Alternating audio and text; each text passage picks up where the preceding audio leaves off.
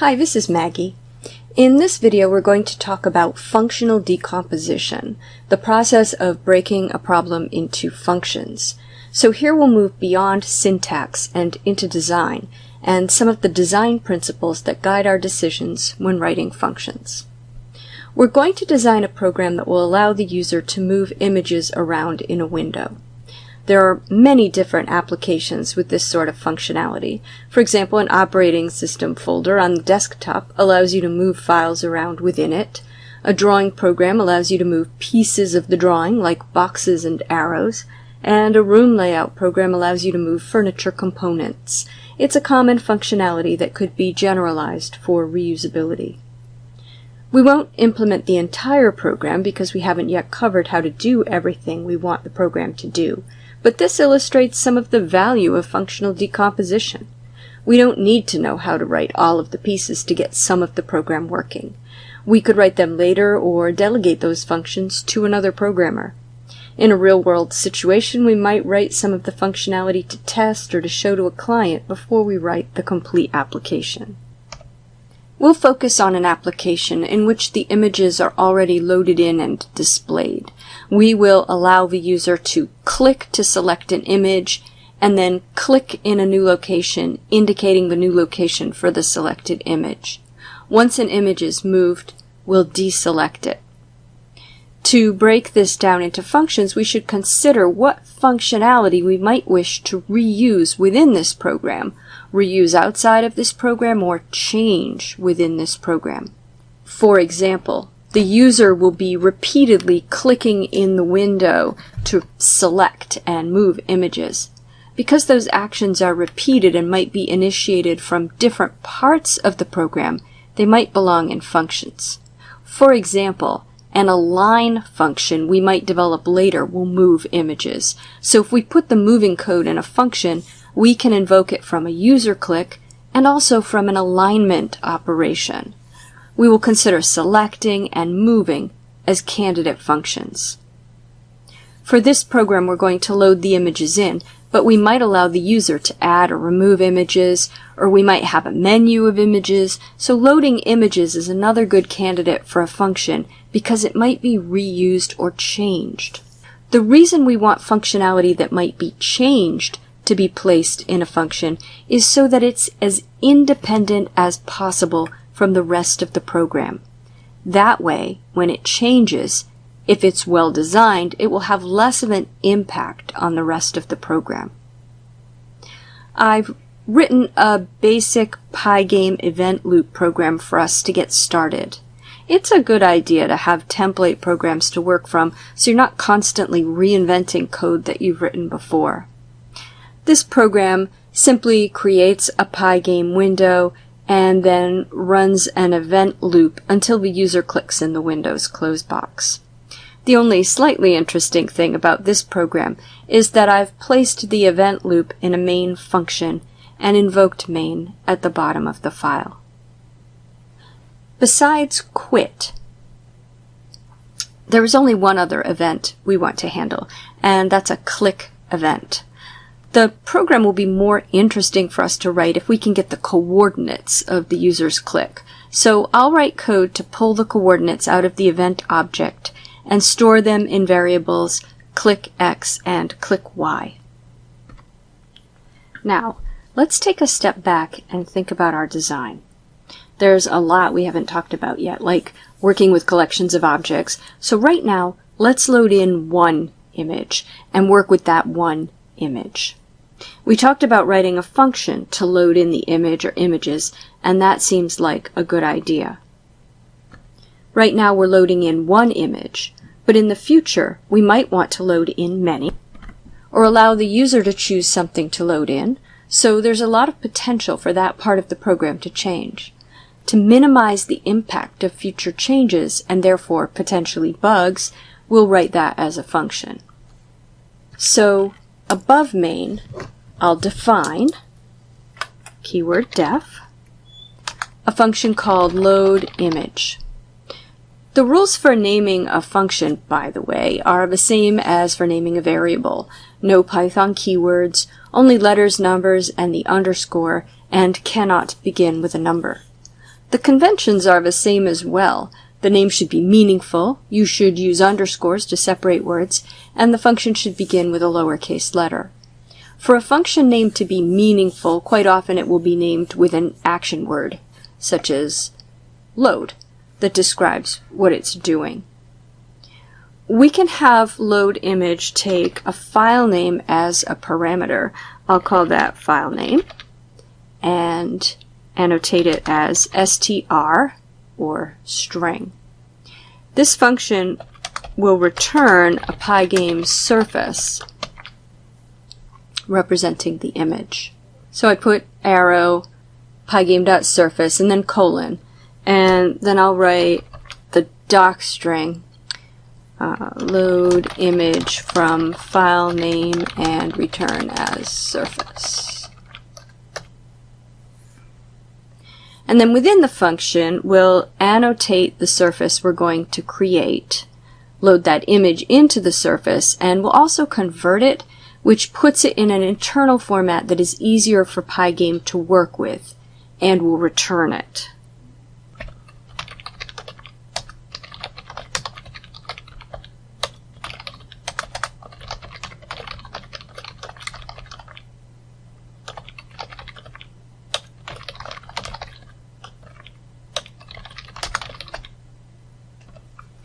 In the main program, we'll add the image to our variable annotations and load that image in after we create the window by invoking the function.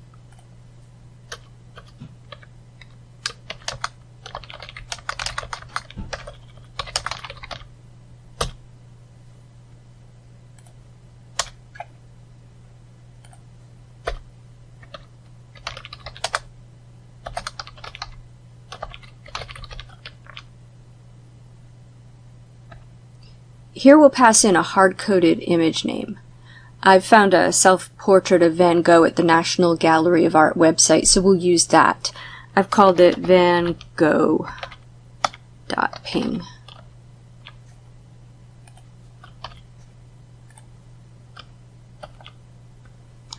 Now, if we want to actually see it in the window, we'll have to blit it to the screen somewhere and flip the display.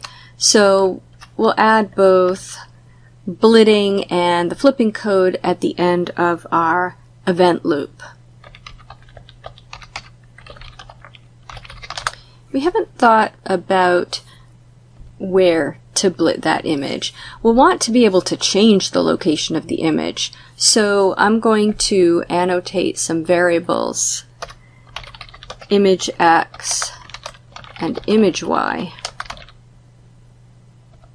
and initialize them to 0.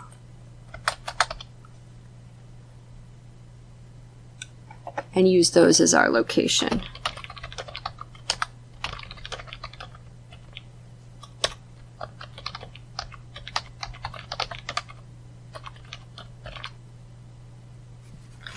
We'll run that just to see how we're doing so far.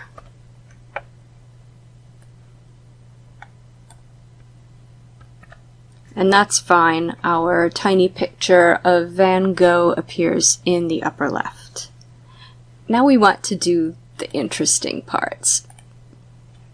I've already written the code to pull the click location out of the event so we know where the user has clicked. We'll then want to handle that click by either selecting an image or moving an image if there's a selected image. We'll need to keep track of whether there's a selection or not. I'll annotate a new variable, selection,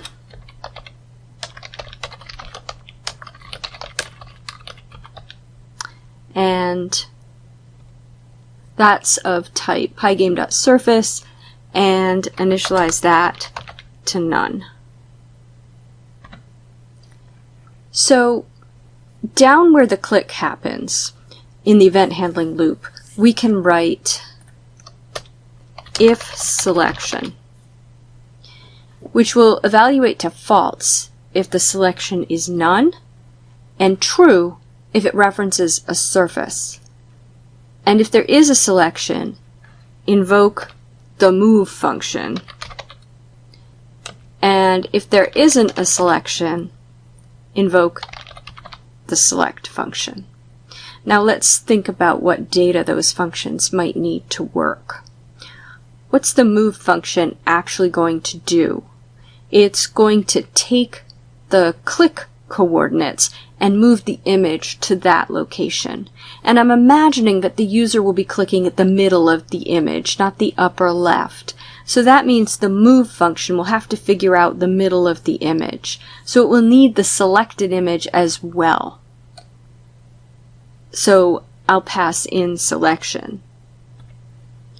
Now it's going to return the new coordinates for the image. Functions in Python can actually return more than one value, but that isn't typical in programming. We can think of the coordinates as being one thing called a tuple, the coordinates in parentheses. You can see a tuple right here when we pass in the coordinates to blit. So we'll return them exactly like that, and we can assign into them like that. Open paren, image x, comma, image y, close paren, equals move, open paren, click x, comma, click y, comma, selection, close paren. So in a moment we'll write that function. Let's think about what select needs. It's going to select an image if it was clicked on. Well, again, we'll need to pass in the coordinates of the click. But we'll also need to pass in all of the images and their coordinates so that the function can figure out which, if any, was clicked in. Right now we have only one image, so we'll pass that and its XY location in. And that function will return the selection. So we'll assign selection equals select, open paren, click x, comma, click y, comma, image x, comma, image y, comma, image. Let's write those functions now. Starting with move, it takes 3 arguments. We're passing in click x, click y, and selection.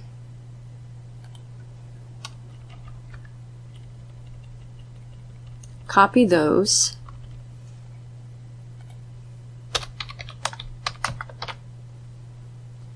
Paste them into the parameter list of move. But I think I'm going to change the names of click x and click y to just x and y.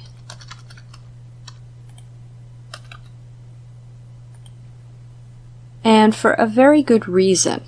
We might want to move the image to a location x, y, but it won't necessarily be where the user clicked. Imagine, again, an alignment function. The names click x and click y are good variable names in main, where they represent the location of the user's click. But in the function move, they represent the location we want to move the image to, and that's just an xy coordinate. The context of the user having clicked isn't necessarily accurate within this function. I'm also going to change the name of the image from selection to image because we might not be moving the selection if we're calling this function. We might just be moving another image for another reason. So x colon int y colon int image colon pygame dot surface. The type that this function returns is called a tuple. That's the value in parentheses. Recall that we're treating x, y like the new center of the image. So we're actually going to return the left top coordinate of the image. So for code within, we'll get the width and height of the image, divide each in half, and then subtract those from x, y, pack them into a tuple, and return them. I'll write that code and come back.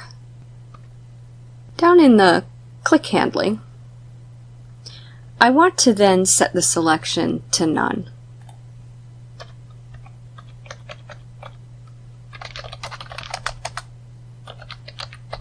Once the user has selected and clicked elsewhere to move the image, we'll deselect the image so the user can click freely without moving the image again. Now, I'm going to write the select function as well so we can run the program. For this function, I'll just check to see if the click is within the image's rectangle and return the image if it is and none if it isn't. If we had multiple images, we would check through all of the images until we found one the click fell within and return that image or none if the click was outside of all images. You might pause the video and think about how you would write this function. What does the header look like? What would the docstring look like? What does the body of the function and the return statement look like? Pause the video and try to write the function, and then come back. Okay, so that's written. And the body of the function is just a long range-checking Boolean expression. You should compare the other parts of this, though, the header, return statement, and general syntax of the function, to make sure they make sense. Now I'll run this.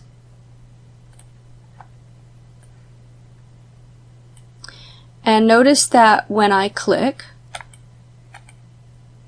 it does move my image to the new location, but it also leaves it in the old location. That's because when we blit, we permanently alter the surface we blit to.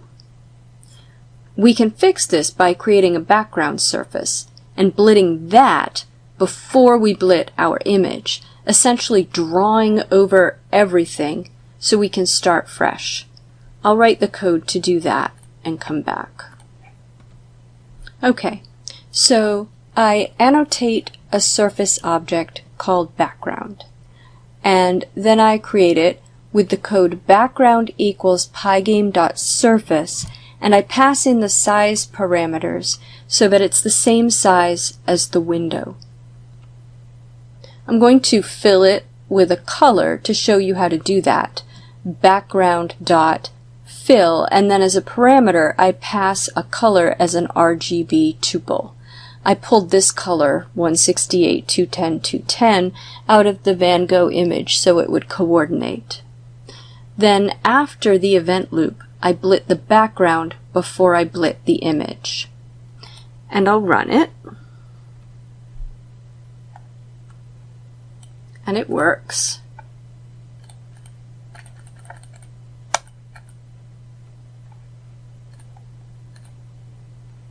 Now, one final thing it would be nice to do with this simple program is show when an image is selected. I would do this by writing a drawImage function, and I would pass in the screen, the image, the XY coordinates of the image, and a Boolean selected, which is true if the image is selected and false otherwise. And I'd have drawImage draw the image differently if it's selected. I would use this in place of blitting the image. I'll write the function so you can see the result, but then I'm going to remove it from the code, and I leave it as an exercise to you to write it, because it would be excellent practice writing and invoking functions. So here's the program running with the drawImage function included. You can see that the image looks ordinary, and then I click on it and it has a white frame. I chose the white frame because it's something you know how to do. I've created a surface just as I did for the background, but this surface is slightly larger than the image. And I've filled it just as I filled the background, and then blitted it slightly offset from the image, with the image blitted over so that it appears as a frame around the image. So that's an example of functionally decomposing a problem. We think about what parts of the program might be used from multiple places within the program, or future versions of the program, and what parts might change or change in a future version. And we write them to be as general and as independent of the rest of the program as possible. We should not over-design, that is, write functions for a future version of the program that will never be, but separating parts of the program that have distinct functionality makes the program easier to write, test, debug, and delegate to programmers on a team. Write the selection code for this program and then solve a problem using functional decomposition. This will take practice, so compare and discuss your decisions with others. Have fun.